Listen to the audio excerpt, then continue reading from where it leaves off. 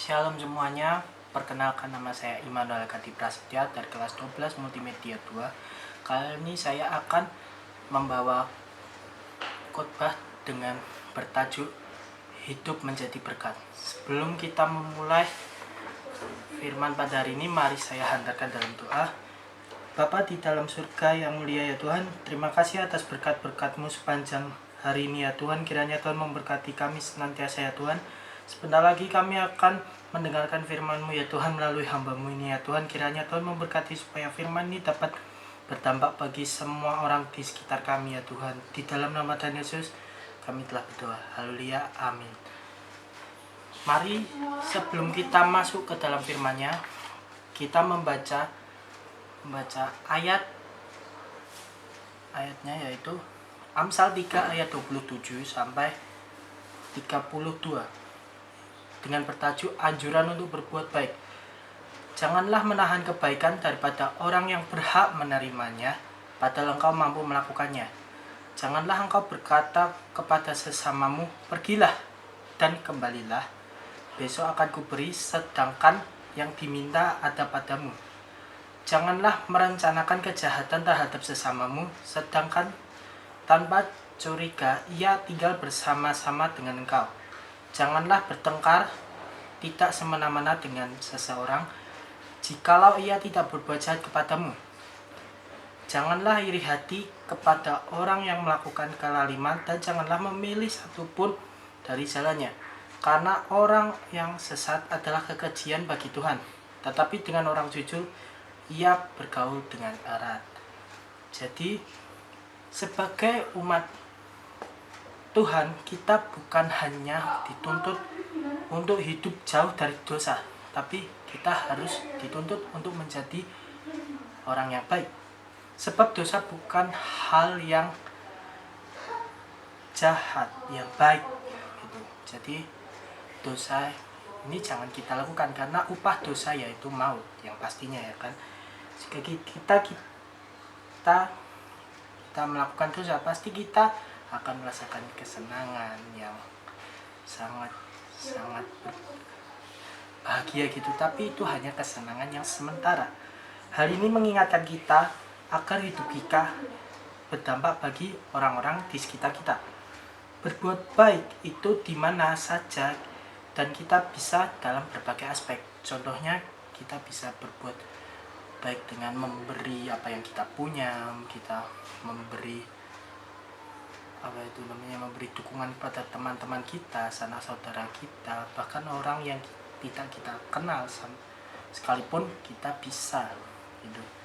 Terus jadi berbuat baik tidak mengharuskan kita memiliki sesuatu dalam diri kita. Yang terpenting ialah seberapa tulus ikhlasnya kita dalam berbuat baik. Jadi yang penting ikhlas dalam berbuat baik itu harus ikhlas. Jangan kalian itu dalam arti kita itu mengharapkan imbalan kepada orang yang kita tolong tersebut.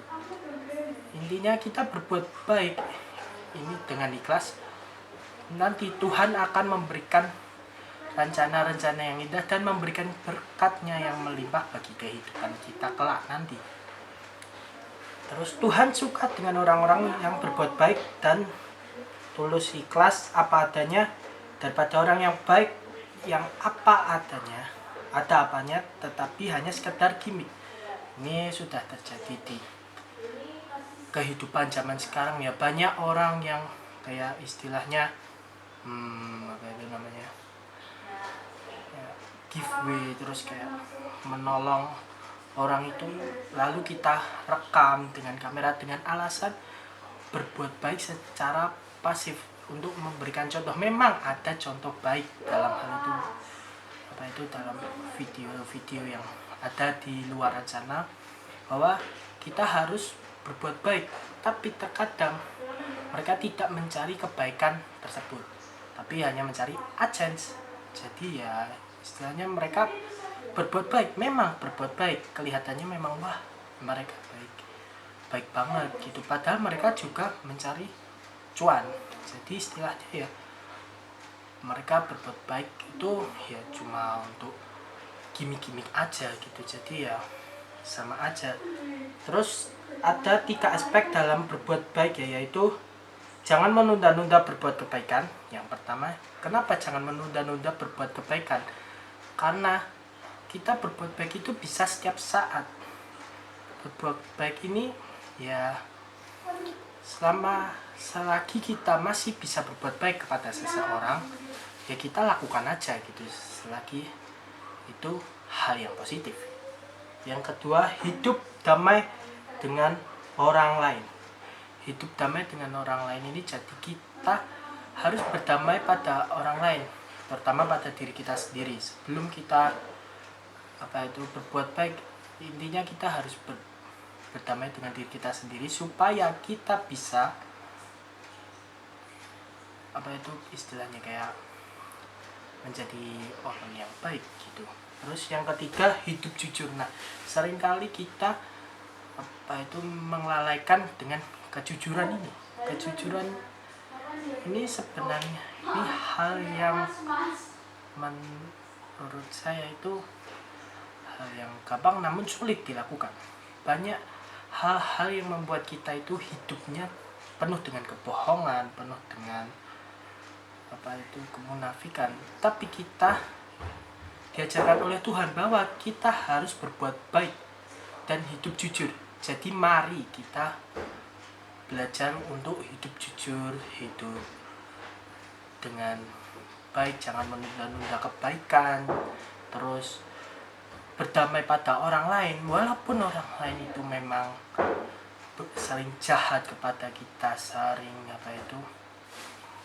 membuat kita menjadi ngedown, terus overthinking, terus segala macamnya itu kita bisa menganulirkan dengan hal kebaikan.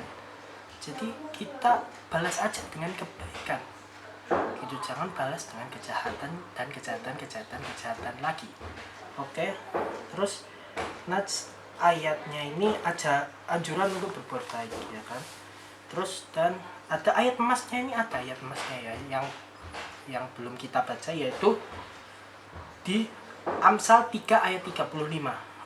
Orang yang bijak akan mewarisi kehormatan, tetapi orang yang bebal akan menerima cemooh. Nah, jadi Tuhan telah mengajarkan bahwa kita itu harus berbuat baik dan ya jangan bebal, istilahnya ya kita bijak lah. Kita ya memang harus berbuat baik, tapi terkadang kita juga harus memikirkan apakah ini pantas untuk orang ini, terus apakah ini perlu untuk kita tolong, untuk kita lakukan. Tapi memang Tuhan mengajarkan kita untuk berbuat baik. Jadi mari kita semuanya berbuat baik, itu harus. Nah, sekian dari saya. Mari saya antar dalam doa. Tuhan Yesus, terima kasih Engkau telah memberkati kami ya Tuhan. Terima kasih Engkau telah memberkati kami semua ya Tuhan. Kiranya Tuhan memberkati firman ini ya Tuhan, supaya bisa bertambah bagi kehidupan kita ya Tuhan, bagi kehidupan semuanya Tuhan. Sebentar lagi kami akan selesai ya Tuhan. Kiranya Tuhan memberkati supaya kami selalu diberkati dan selalu disertai oleh Engkau ya Tuhan. Di dalam nama Tuhan Yesus kami telah berdoa. Haleluya. Amin. Sekian dan terima kasih.